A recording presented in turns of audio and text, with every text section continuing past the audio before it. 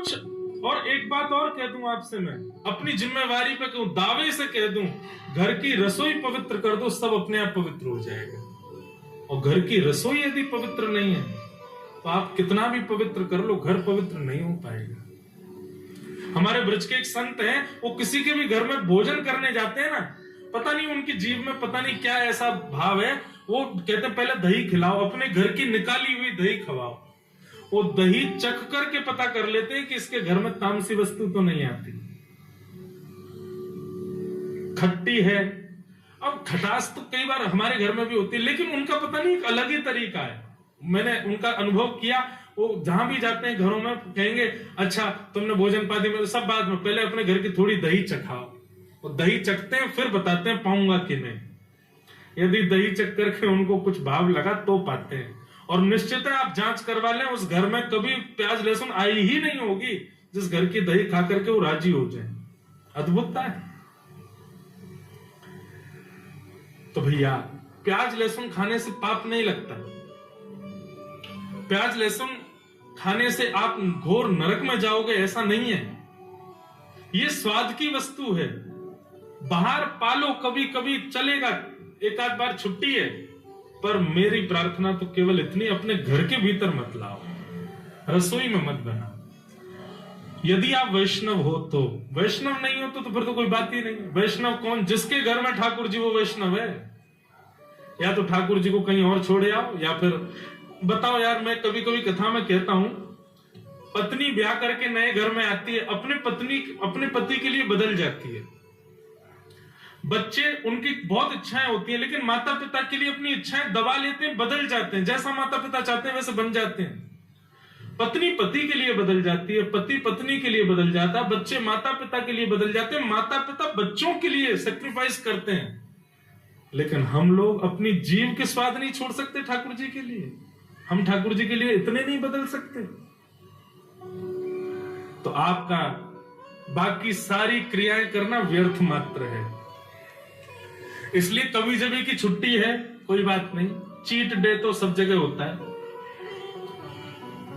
लेकिन भैया हमारी प्रार्थना है, घर में यदि ठाकुर जी की सेवा है, घर में मत लाओ, अपने रसोई में मत बनाओ। उससे ठाकुर जी को पीड़ा होती है, ठाकुर जी को प्रिय नहीं है, इसलिए नहीं बनाओ। तो हम क्या निवेदन कर रहे थे? हाँ, पानम।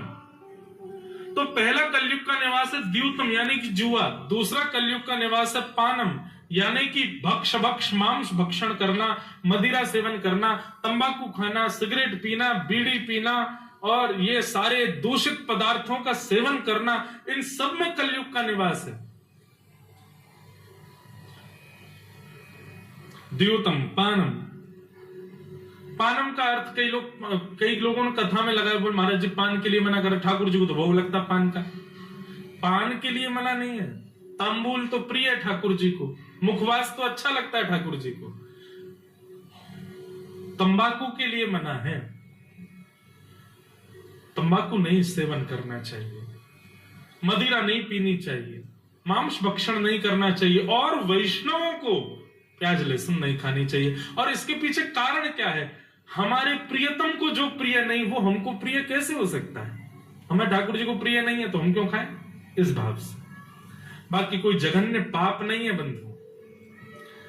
तो द्यूतम पानम तीसरा आया, पर स्त्री और पर पुरुष संग, इसमें कलयुग का निवास, इसमें कलयुग रहता है। इसलिए भैया इससे बचो। एक पत्नी व्रत धारण करो, एक पति व्रत धारण करो, उसके अतिरिक्त सबके प्रति प्रणम्य भाव से ही सबको देखो, नहीं तो कलयुग नेत्रों से प्रवेश करेगा भीतर। तो द्यूतम पानम स्त्रिय, और चौथा आया सूना। सूना कहते हैं कलेश को, सूना कहते हैं लड़ाई झगड़े को, सूना कहते हैं बेवजह के विवाद को। हमारी स्थिति क्या? उसने मुझसे गलत बोल दिया तो मुझे तब तक चैन नहीं पड़ेगा जब तक मैं उससे दुगना उसको ना बोल दूं। तूने ऐसा ऐसा बोला था ना, रुक जा बेटा, आएगा समय मेरा भी, मैं बोलूंगा। और फिर उसको बता बता कि तुमने भी तो ऐसा बोला था, ले मैं भी बोलूं। नहीं, मैंने अभी भी कहा ना, क्षमा दान। विवाद में वैष्णव कौन, जिसकी विवाद में कभी रुचि नहीं होती।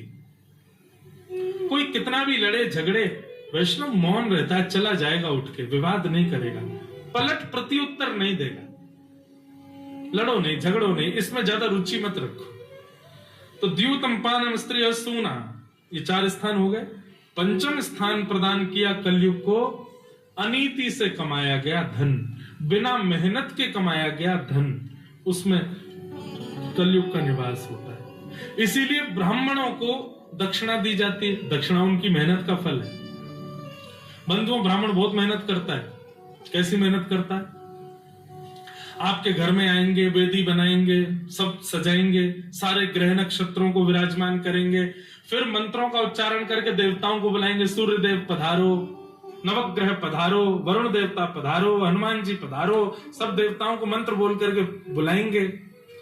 सब काम ब्राह्मण करता है, मंत्र भी ब्राह्मण बोलता है, पाठ भी ब्राह्मण करता है, सारी व्यवस्था भी ब्राह्मण करता है। आपको केवल हाथ लगा लगा के वस्तु चढ़वा देता है। जब सब किया ब्राह्मण ने, तो फल भी ब्राह्मण को ही मिलना चाहिए। नहीं, हम क्या करते हैं, यजमान लोग ब्राह्मण को उतनी दक्षिणा दे देते हैं। आपने जितना श्रम किया उसकी दक्षिणा आपके पास, और जो भी कुछ आपने किया पुण्य तो ब्राह्मण को ही मिला है, लेकिन दक्षिणा लेकर के पुण्य आपको दे देगा, आशीर्वाद। इसलिए ब्राह्मण को दक्षिणा देनी चाहिए। पर फिर भी कई बार ब्राह्मणों को ऐसे ही किसी के घर में गए, पदनामनी दे दी, कुछ ऐसे तिलक करके दे दिया। उसके लिए ब्राह्मणों के लिए एक नियम बनाया गया। क्या? उनको नित्य संध्या करनी पड़ती है। रोज प्रातः काल, मध्य काल और रात्रि में संध्या गायत्री करनी पड़ती है, जिससे कि अनीति से या फिर बिना मेहनत के जो धन प्राप्त हुआ है, उससे जो भी दोष हमारे घर में या हमारे जीवन में आएंगे वो सब नष्ट हो जाते हैं। इसलिए भैया ये 5 स्थान, इनसे बच जाओ बस। कितनी बड़ी आश्चर्य की बात है। एक तो होता है कि कोविड पूरी दुनिया में फैल गया, अब तुम कैसे बचोगे, तुमको भी होना।